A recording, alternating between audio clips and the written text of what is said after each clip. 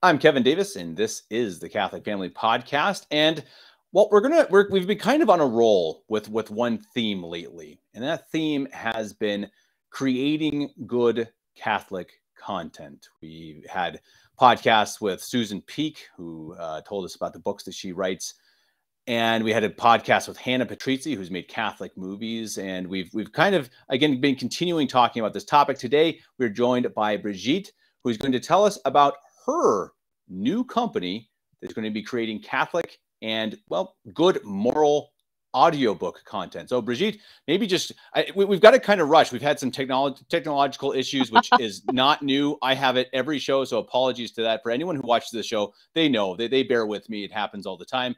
So we got to kind of rush this a little bit. So I just jump right in. What on earth are you doing at Golden Letter Media? Well, firstly, Kevin, thanks so much for having me. I really do appreciate it. And yeah, right here at Golden Letter Media, the whole focus is launching audiobooks and animations for ages 2 through 16, giving a place for Catholic parents and anyone with a balanced judgment, I should say. It's not strictly for Catholics, to give an opportunity for the children to have educational materials and even entertainment without the fear of anything that is untoward in any way, anything sinful. Just they could let their kids log in and know that they're safe. And I think that's the big focus for me, particularly seeing my nieces and nephews, the things that they might pick up in school, and really wanting them to have something better. So the classics is the main focus. Classics, that could mean a lot to many people, but really looking back at the original fairy tales, old stories, Black Beauty, Charles Dickens, Jane Austen, just things that people aren't really going to read too much anymore.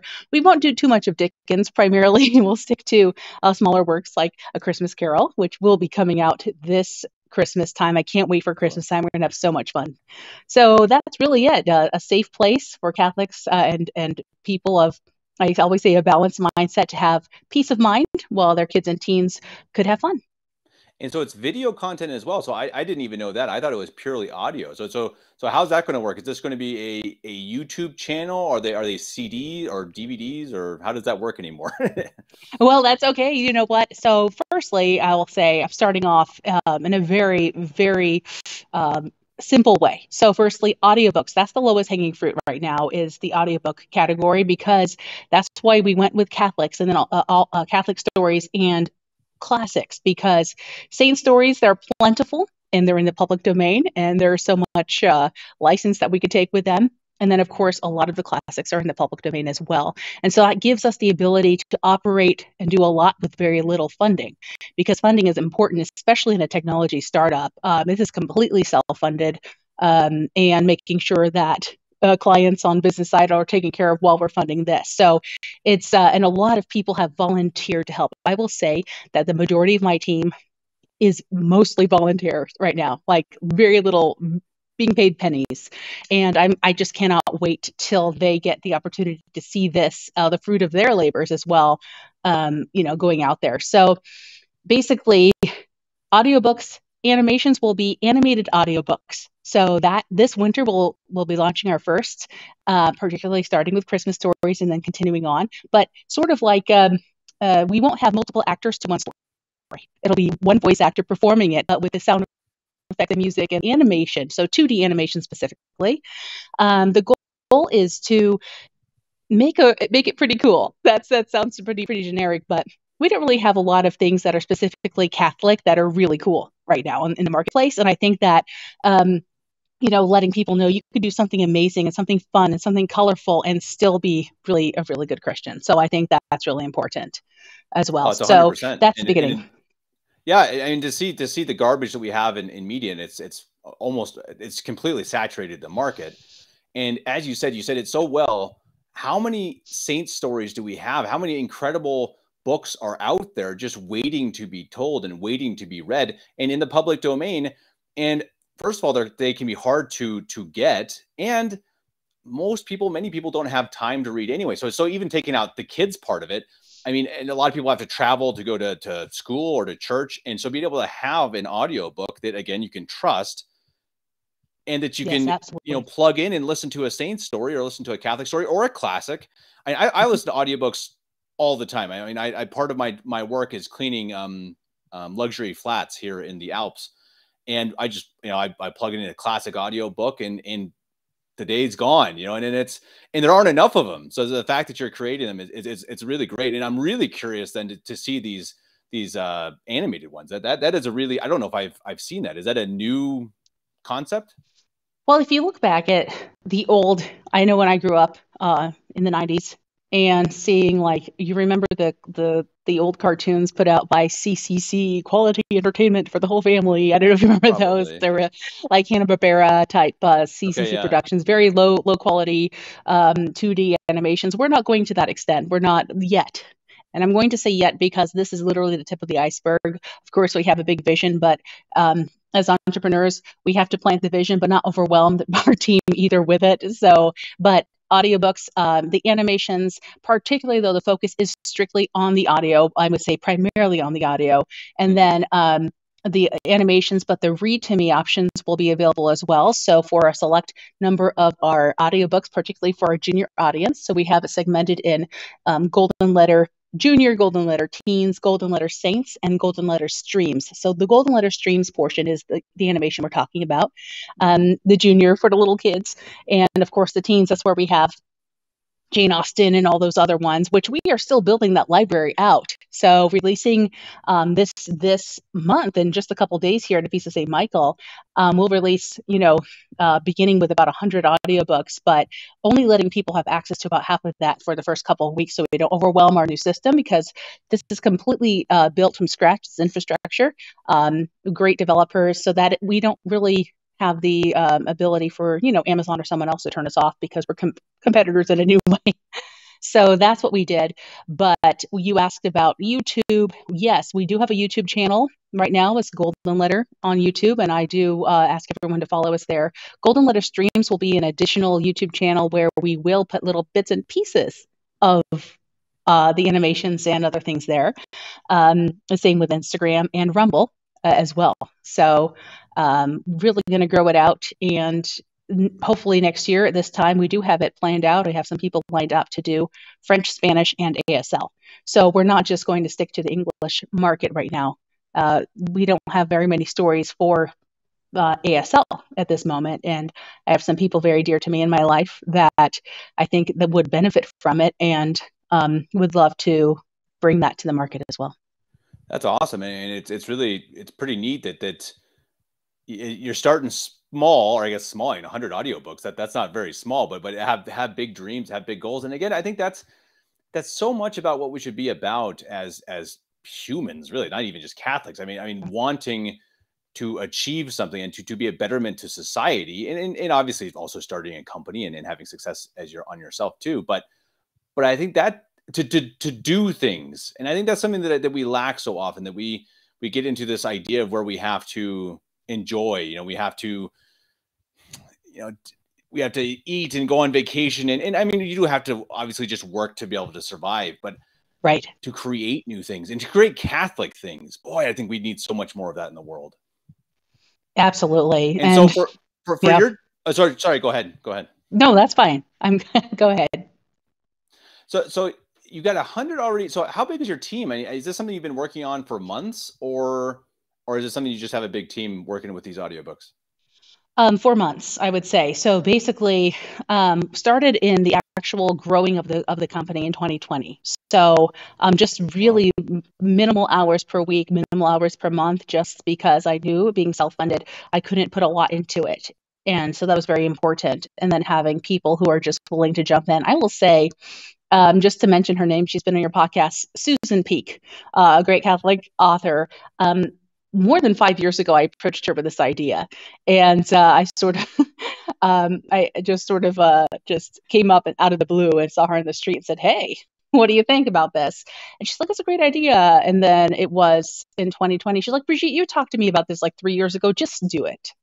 And so she's really the one who really pushed me into this, I will say, because I've been a voiceover artist for over a decade now, doing professional voiceover for other things. And I'm like, okay, how am I going to do it? I don't want only want my voice on there. And so I made a list of people that I know and thought I would love to work with them if they would be willing to work with me. And a lot of them have jumped into the picture. And so the team isn't huge. We have right now about 6 voice artists, and just very, very grateful, just as much time as they could put in. And I just can't wait to see the success of this business so that I could just, sort of give them some of the fruits of the labor even more, because the generosity of people, I'm astounded by it and very, very grateful. Very, very grateful. And so how does the actual platform work? So you say there's 100 audiobooks or so, and so you'll let about a half of them out. How do people have to purchase them? Are they free? I mean, how does that work? Well, everyone could hear samples for free. You sign up with your email, of course, in order to do that. But so far, no one has seen the actual platform itself. It's similar to Audible or Scribd or other audiobook platforms where you log in. If you want to listen to the audiobooks, you pay a subscription. So it's $9.95 a month. If you pay monthly, or $95.40 for the year, you get 20% off for paying for the year. I do right now have a few Kickstarter style options available as well. So we have a few levels of Jane Austen, lifetime membership at $500, the Sir Arthur Conan Doyle level at $1,000 with VIP access, meaning you'll get first knowledge and ability to purchase anything we come out with, even printed books or anything that has to do with the business, just to give people that option to have, never pay again, but also helps us with a little bit of funding to put out more content and better content faster. Nice. And so again, but is that like Audible where you pay one time and then you pay for each book, or is it you pay once and you get a certain amount of books per month or something?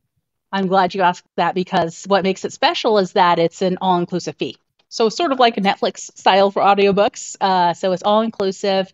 Right now, we will also include the streaming, the read to me or read along options, which will be at a few levels. Those are trickling out slowly because that does take a lot more. It's a lot more editing intensive on that. But basically, in the future, it would be an upgrade to have those more advanced options. But right now, everything is included, and anyone who signs up now this year will not have to pay an upgrade fee. As they're locked in, it's like a lifetime locked in fee, as long as they keep their subscription active. Or those who are lifetime members will never see an increase in their budgets, or in their fees, I should say. So I'm just looking at different ways to grow the business as quickly as possible while giving good quality material. And I think since we're not Audible, we don't have Amazon's budget behind us and all of that. That's really trying to be smart, but also deliver a good product at the same time. Totally. Well, and I mean, I've used Audible in the past, and I remember when I first got it, I was like, okay, $10 a month, no problem. I can handle this, and okay. And I listened to an audiobook. I was like, hey, this is great. I really enjoyed it. And then I tried to get another one, and it's like, oh, that's $10 for another book. And it's like, wait, what? What am I paying for? It's like, oh, you pay for one book and then the ability to purchase other books. And it's like, whoa. I mean, that's so to be able to pay $10 a month and be able to get it, whatever you want, that's huge. I mean, and I think that this is a really important thing that I don't think we talk about enough. I was also a wedding DJ for a time. And as a wedding DJ, it was my job for a couple of years or a year. And I had friends who would obviously want me to be their wedding DJ for their wedding, which, it's fine. But oftentimes they'd be like, so you can be my DJ, right? Like, yeah, sure. You're going to pay me, right? Right. And I think this is really important that as consumers, we've got to remember that the person creating the material is putting their time and effort into it. And things aren't free. Okay. My podcast is free because I guess I'm just a particularly nice guy, but I do have Patreon. So that's pretty cool. But generally though, I mean, we can't just wait for charity from people we know, or say, oh, this person's a Catholic, so they're going to give us something for free. And I think that's something that really gets on me sometimes. Is like, hey, if your friend does something, is offering a service, don't try to get it for cheaper. Just realize I can help them while helping myself, especially if they're good at it. And I think that's big for me. No, absolutely. I agree with that. And I think I have a brand consulting business. That's how I, make my living, which it all gets put into this. And of course, people, marketing consultants helping me with my clients as well. So that helps tremendously. But I think that realizing that just because something is a soft skill or a service, I should call it, and you can't see a tangible thing, I'm not building a chair or something like that. It's sometimes it does get difficult to insist on a fee, and I'm really bad. Like I could go and sell anyone's product. I'm very good at sales. I could go out and sell it for you, but when it comes to myself and asking to be paid, that's very difficult for me.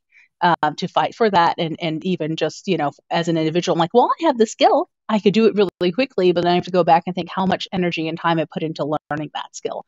And I think that's for everyone. So giving that respect to other people, and it really helps. I think the more you probably, I don't know, what do you think, Kevin? Have you experienced this? The more you do it yourself, the more you seek out people who are small businesses, and you really try to support them, even if it might cost $5 more, just to give them that opportunity to have your business, because they're working really hard and against these huge giants in business. Right now, this is ridiculous. Golden Letter Media. Like, what are we doing? But it's but I love it though. yeah. I think it's one of the greatest hypocrisies of our time that people are always complaining about, the 1% or the bad guys or the Masons or the Jews or whatever. There's always somebody, some big bad guy, and then they go and have an Amazon membership, and it's like, well, if you really want to see, the bad emperor, right now that you can actually see on paper, it's Amazon. They totally own the market. And, they produce bad material, and it's all about consumerism. It's about, hey, how fast can I have it and how quick? And it's not about exactly. People don't consider, and I know I'm generalizing. I should say people should consider, why am I purchasing this and who am I purchasing it from? And it's something we've lost. We've lost for the last, 50, 60 years or longer, that ability to purchase something for an intention rather than it just being cheap and easy. And I think that's so huge. And as you say, it's circular. If you do that, you help the market, you help people you actually know and like and trust and have good morals. That money is going to help you actually eat. If it's going to Amazon, I don't know what they're going to go make a $1 billion Lord of the Rings show that's terrible. So I think you got to really consider what we consume. And I think, again, it's huge. And that's why I love having this series. It's not been planned. It's just kind of come up that I've had company after company, these small startups that are just trying to produce good material, because we're in an age of media, and we need more people trying to create good media. I think it's hugely important. Yeah, you're absolutely right. And I think it's, thank you again for having me on here, because I think it's important to be a part of a community that's doing it together. We're all in little ones. And you mentioned Amazon. I know that there are a lot of small businesses on Amazon as well, because they don't really know how else to do it. And on that level, I would say that's probably where the good side of it is, helping small businesses grow. But I looked at it before, and I thought, well, after all the storage fees and everything, I don't think I'll make much money. But when it comes to the streaming, particularly, being free to do what we need to do, it's for example, there's no political content ever is going to be on Golden Letter. We're not teaching catechism on Golden Letter. It's not because we're hiding our faith. It's because, well, other places are doing that. We're just providing the day-to-day, what can I do to be a human being that's living my faith, or, living in an upright way? And grace does build upon nature. And so that's really what we are here to do, is provide the regular stuff, so to speak. There are other companies, you could go and order catechism, you could go and listen to the Bible and do all these things. We're not doing that specifically. And I think it's very important to just maintain that focus, because if we get off into things that are already being done in a very large way, then it defeats the purpose of trying to fill the hole we're trying to fill right now. Because as I mentioned, step by step, eventually we will have, a different shows for documentaries and travel and cooking shows, things like that. That is in the plan, but of course, starting off in a small way in order to get there is very important. So, and then everybody, like, we just talk to each other and we help everyone in the community this grow, and that's what entrepreneurship is. That's what it's all about. Perfect. Brigitte, how can people find Golden Letter, and how could they sign up? And again, when exactly is it kicking off, and what can they expect? Well, we are officially launching 8 p.m. Central Time on the Feast of St. Michael, September 29th. This podcast might not even be out by then. I don't know. But basically, right now, we are taking pre-orders or pre-sales for subscriptions at goldenlettermedia.com. goldenlettermedia.com. You could also follow us on YouTube, Rumble, and Facebook at Golden Letter Media, and on Instagram at Golden Letter Streams. And also feel free to send an email to hello@goldenlettermedia.com. Perfect. Love it. I really love it. I appreciate what you're doing, and I'm excited. I'm going to go check it out. And again, I mean, I do get some audiobooks from YouTube, but boy, it's a short list. And there's oftentimes I'm like, I start listening to one and then YouTube deletes it. And it's like, oh, that's great. So, well, nice I will say it's a little more reliable. Yeah, we have run into a little bit of censorship already. I will just put it out there. Just for posting. Someone said, safe, classic Catholic, things like that. We don't get as much reach. And I do deal with I do have clients in the marketing space, so I know what the reach should look like a little bit. But also, we've also are going about this a little bit in the wrong way, considering with a go-to-market plan and all that, just trickling it out there just to get started instead of just exploding it, because we have to be budget conscious as well. So, but thank you, Kevin. I really appreciate it today, and I wish you all the best with your podcast and hope to talk again. Absolutely. I appreciate it. And I'll have you on. You can help me with some Catholic family podcast marketing. It sounds like you'd be the okay. There we go. I need help. I need help on that. And any technological pros out there, also send me an email. If you appreciated the show, please like, share, and subscribe. And if you have any questions for me, send it to kevin89davis@gmail.com. Brigitte, thank you again so much. And until next time, seriously, again, best of luck with your opening. I hope that you'll see at least a small trickle come in after this podcast is published. Let's help each other out. Let's help each other produce and create good content that everyone can trust. Brigitte, until next time, God bless you. Thank you. God bless you, Kevin.